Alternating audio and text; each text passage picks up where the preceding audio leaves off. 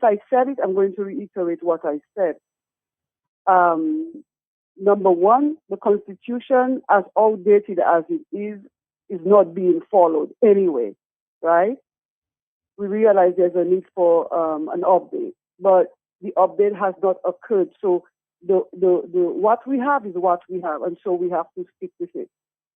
Um, the second thing is that the AGM took place without a quorum, and there was already a resolution signed by the current executive that would allow themselves to stay another term, while the Constitution itself is saying that they could only have 2 terms. And one of the things that gets to me is that the message that comes across is um, there were no members that they felt were qualified enough to take over or to be nominated. There was no nomination period. And so I feel offended myself because according to the Constitution, that every member has that right to seek election. The member has a right to vote. A member has a right to voice their opinion. And so I think the way forward is first having a proper election. We need to have a proper election with a quorum and give the members that actually empower the members to do what they need to do, which is But hold on. But I'm hearing just for the argument's sake, I'm hearing that they say, okay, we did a good job, so give us a chance so to serve another term. well, you know what? Doing a good job or not is irrelevant. You are going against the Constitution. You have to allow the Constitution to work. Why does the Constitution have to work in your favor when it suits you and not work, at other times? So I think that we have to go by the Constitution, and the members have spoken. They were irate in the meeting, and some of them called for this general special meeting. And so I think this is one of the first steps forward, going forward, that we get to that meeting, right, as many members as possible, and voice our opinions for change. If they have to stay, let it be by the members allowing them to stay by an overwhelming vote, or at least the vote that is prescribed by the Constitution. Okay, I want to say thank you, Miss Tree, because a lot of other people will call in, but I just want to go back to Joy because she has another appointment and she says grace me for the presence here. But the way forward, you said, Joy, and we'll come to you, Mr. Hicks, in a minute there because we need some technicalities in terms of logistics. What is going to happen? So you are one for that meeting coming up in the next few weeks? Yes, I am in support of the meeting because at the end of the day, I would love to see majority of our Calypsonians show up. I really want Are to. you convinced that they will show up this time because of all of what is going on? I think they will, and I've met a few personally, and reminded them that they should show up. They will show up. Yes, I think right now more than ever we need to take care of Calypso business, and Calypso business involve Calypsonians, so we should all show up. Mystery, thank you very much, huh? Yes. Thank you. Joy, I know you said you had another appointment. I'll give you some chance to go, to move on. I know you're a very busy lady, yeah? Busy lady. Getting ready for the season. Yeah, I know, and all this needs to be. We need to fix this because Calypso season is basically around the corner. Will you be on the stage for the World Creole Music Festival? I will actually be performing with Midnight Groovers and But as an act yourself? No. But don't you think you should be there? That's a very interesting question. You see, when I speak about Calypso culture, this is what I speak of. That at the end of the day, we have to create a product and make Calypso culture so bright and vibrant that it is. We don't have to demand. We basically. I'm not asking you to pound yourself in your chest, but I'm saying, but No. You deserve a place there. I would love to have a place on the world stage. I would love to perform at World Creole Music Festival. Why are you not there? Because I was not chosen as an artist to perform at the World Creole Music Festival. And maybe we should be asking, the question we should be asking is, what do we need to do to get to the World Creole Music Festival? As a DCA. Exactly. Thank you very much. We'll see you sometime. Bye-bye. Yes. Bye-bye. All right. Thank you, Dominica. 449-309-596. Imagine our monarch is not on that stage. Huh? What is wrong? What is wrong? But again, thank you. Thank you. All right, so let's move on there with Hixie. We need some logistics. Of course, we're moving on. We're moving on to the next. Hixie, the meeting has been planned. I know you're going back to the Constitution. You guy, you know something about law, so you understand what's going on. What's the date scheduled for that big meeting coming up? The meeting will be on the 27th of this month, the September? next Saturday. Yeah? Yeah, next Saturday. Okay. It had to be 2 weeks.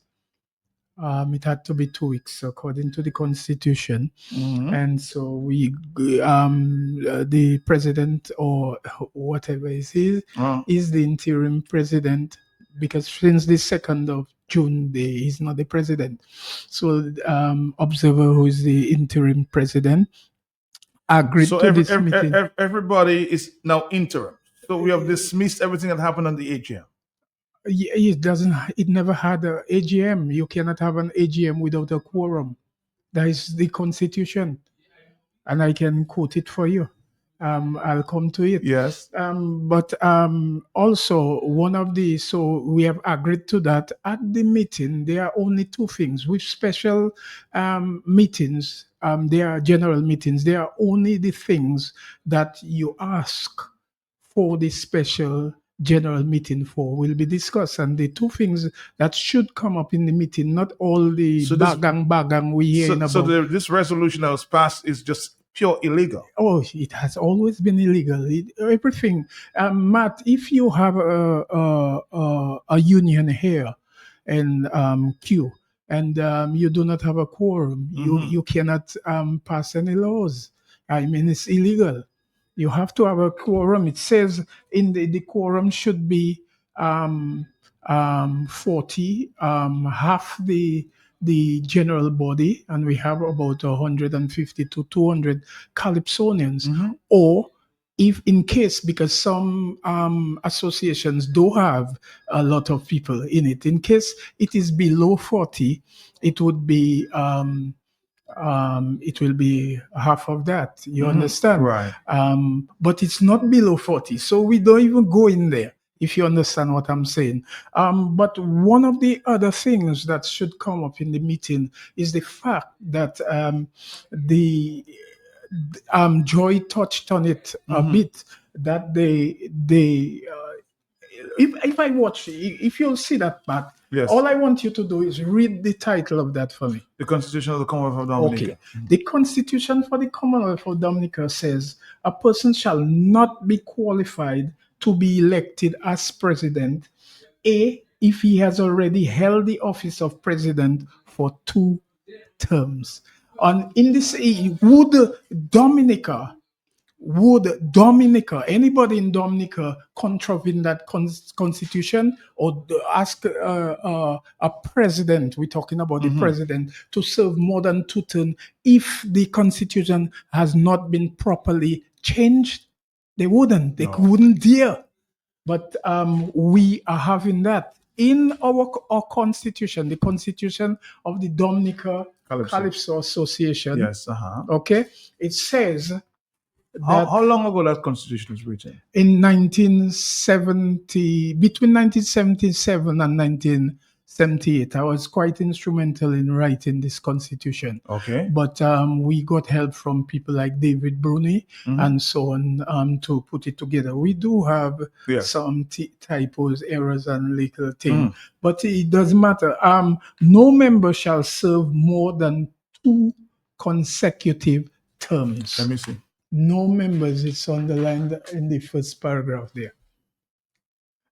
Yes, no member shall serve more than 2 consecutive terms. Yes. And this particular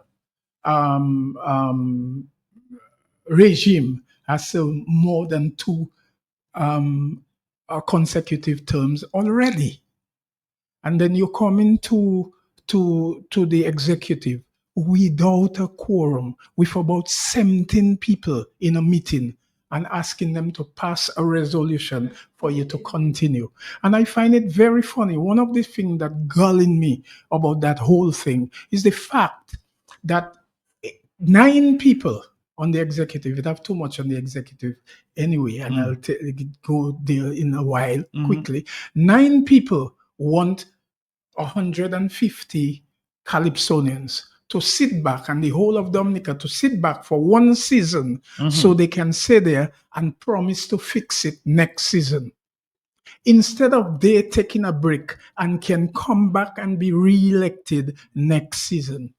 Does that make sense? Is your love for Calypso so not strong that you can punish all Calypsonians who want a change than you doing the manly thing, the honorable thing, and saying, my time is up. If I did a good job, they will re-elect me next time my opportunity come for election next time. And they not doing that. They demanding and fighting and destroying Calypso so they could remain there. And people have all kind of reasons why they want to remain there. I don't want to go into that. This is not what this show is about. But the fact remains, these are the 2 things. We should make sure that these guys are not back on the to be nominated. They're not eligible to be nominated anyway, according to this constitution I have there. The Bible of Dominica Calypso Association, and also we should have elections. We must have elections. That is the only 2 things for the meeting on the 27th. On the 27th. And you're confident that a lot more members will show up? I expect members, Calypsonians really do pay attention to their meetings and the workings of their executive and the Dominica Calypso Association. But when it comes to things like that, they do turn up and give a voice, even if it doesn't really matter which side they're on, but they do turn up. And in the end, I expect them to turn up. As I've said before, and people might maybe attack me, and they usually do. I don't really care. I'm like a dash leaf. I keep saying, and people say, well, Hicksy should not be the one spreading the message.